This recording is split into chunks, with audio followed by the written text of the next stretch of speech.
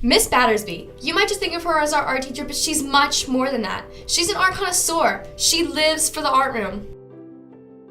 She always had an interest, but didn't take a real art class till her sophomore year, but she found a passion outside of high school. She went to the University of West Georgia and majored in painting and photography. Even though she loved art, she didn't think she would ever be an art teacher.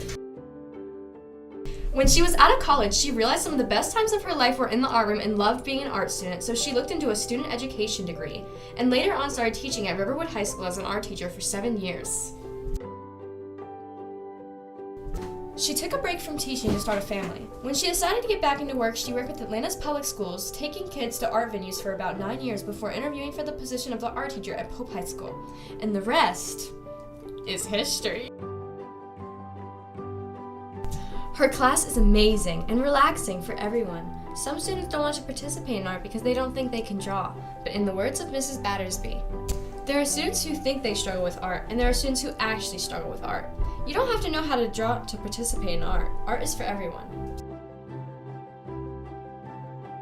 Her assignments are very open-ended, and she has an objective for students to walk away with afterwards. She has so many different types of assignments, and there is something for everybody. But if we do this blind contour drawing, it takes the ability, the natural ability, out of the equation. So blind contour drawing is when you are not allowed to look at your hand while you're drawing. You're looking in the mirror, you're drawing your face, and you're not looking at what your hand is doing.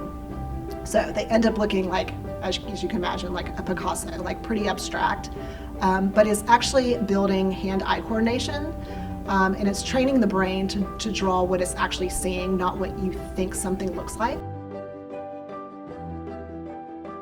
Stipple. Stipple is when you make dots on a page. If you make a lot of dots, you get a dark value. Medium amount of dots, you get a medium value. Hardly any dots, that's a light value, right? So that's a pretty easy concept. You don't have to have drawing ability to stipple.